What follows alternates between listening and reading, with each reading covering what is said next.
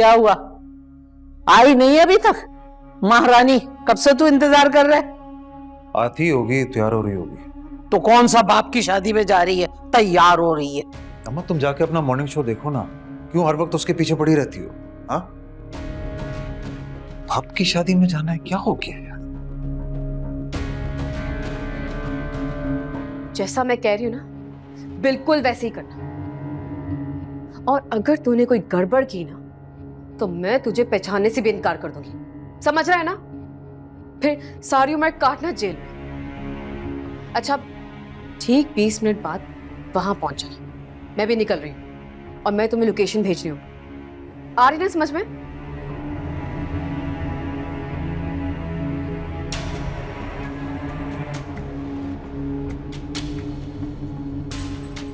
नफीस, नफीस, क्या हुआ?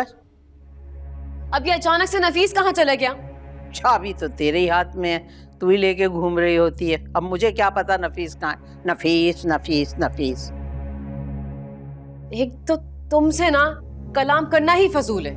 ओए बात सुन, मुझे भी कोई शौक नहीं है उम्र खयाम की रुबाइयां सुनने का।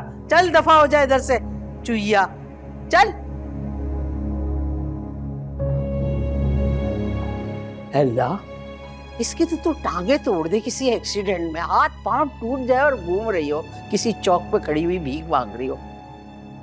नहीं नहीं अल्लाह मियां नहीं, अभी तो मेरा बेटा इसके साथ जा रहा है, अभी कुछ ना करना अल्लाह मियां। इस दुआ को ना आइंदा के लिए कर लेना, अभी कुछ भी नहीं करना, मेरा बेटा साथ है, प्लीज अल्लाह मियां। हमीदा, तुम जानती हो कि वो नाराज है और मैं उसको ये बात बताकर और खफा नहीं करना चाहता था। तो क्या बुशरा मेरी बेटी को कबूल नहीं करेगी? अरे नहीं भाई, ऐसा नहीं होगा। बुशरा गुस्से की जरूर तेज है, लेकिन ज्यादा वक्त नाराज नहीं रहती, मान ही जाएगी। 1.5 साल से ऊपर तो हो गया उसकी नाराजगी को सिद्दीक भाई। तुम उसकी तबीयत को तो जानती हो ना, मानते मानते ही मानेगी वो। फिल वक्त तो अहमर का रिश्ता लेकर मैं आ गया हूं ना, उसका वली बनकर, ये काफी नहीं है? अपने दिल की तसल्ली के लिए कह रही थी सिद्दीक भाई, अगर वो आ जाती तो अच्छा लगता। हर काम का एक वक्त मुकर्रर होता है, अल्लाह से अच्छे की उम्मीद रखनी चाहिए। वैसे एक बात बताएं, अहमर पे तो आपको कोई एतराज नहीं है? कैसी बातें कर रहे हैं सिद्दीक भाई, वो तो इतना सादतमंद बच्चा है, बेटों से बढ़कर खिदमत की है उसने मेरी। उसके लिए तो दिन रात मेरे दिल से दुआएं निकलती हैं। फिर मैं हाँ समझूं?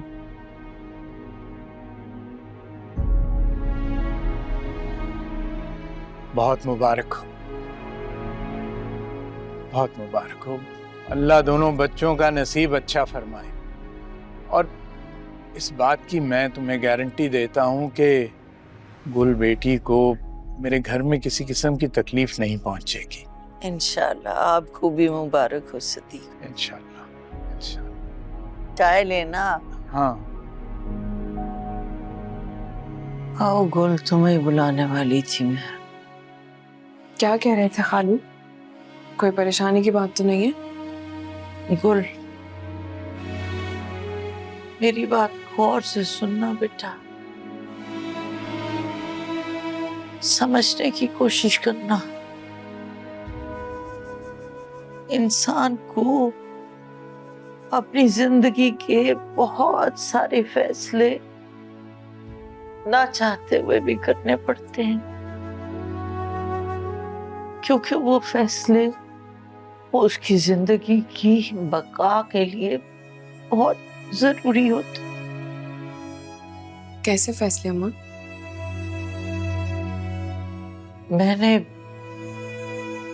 मैंने तुम्हारा और अहमर का निकाह करने का फैसला किया है गुल। हरगिज नहीं। मेरी बात अभी पूरी नहीं हुई गुल।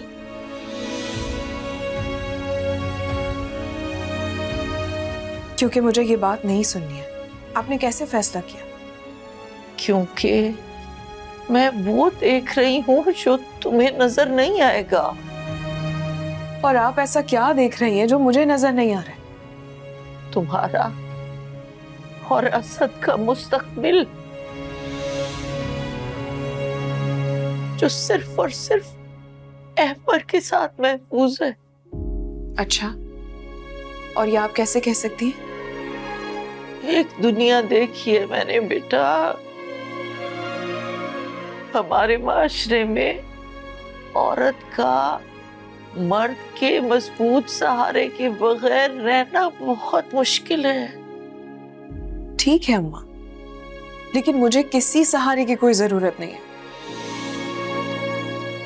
मैं पढ़ी लिखी हूँ, खुद जॉब करूंगी और अपने बच्चे की जिम्मेदारी पूरी कर सकती हूँ मैं। अच्छा, तुम जॉब करोगी तो पीछे से असद को कौन देखेगा? आप देखेंगे ना असद को। और अगर मैं ना रही तो? अल्लाह ना करे अम्मा, क्या हो गया है? क्यों ऐसी बातें करती हैं?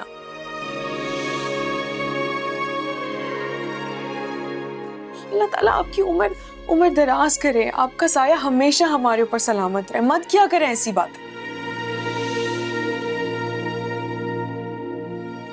मैं इस काबिल हूं कि मैं अपने साथ साथ आपकी भी जिम्मेदारी उठा सकती हूँ, असद को भी पढ़ा सकती हूँ, मैं सब कुछ कर सकती हूँ, लेकिन मैं दूसरी शादी नहीं करना चाहती। पता नहीं कहां से वो कमबख्त आए, सारा जेवर लूट कर चले गए।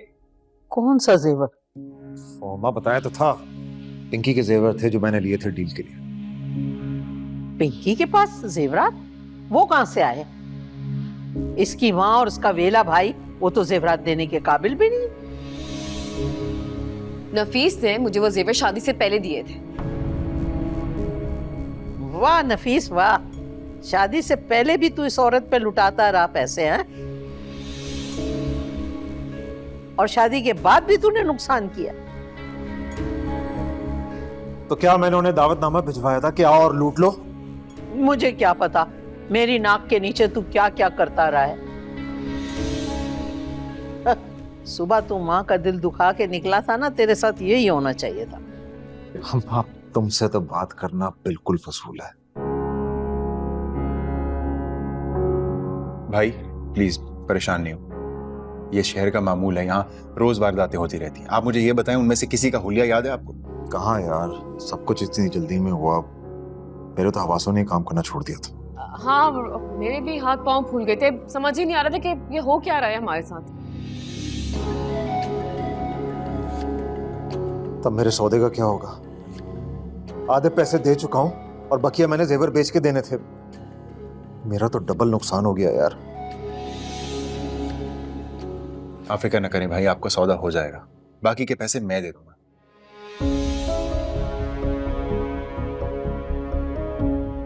लेकिन अभी मुझे लगता है कि हमें पुलिस में रिपोर्ट करवानी चाहिए। वो रसीदें तो है ना आप लोगों के पास? हाँ, रसीदें तो मैंने वॉलेट में रख ली थी। शुक्र है उन्होंने वॉलेट पे हाथ नहीं डाला, बस जेवर लेके चले गए।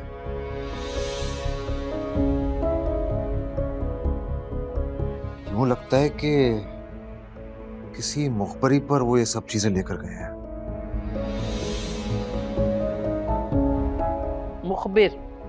मुखबिर कौन हो सकता है तुम्हारे और तुम्हारी बीवी के अलावा?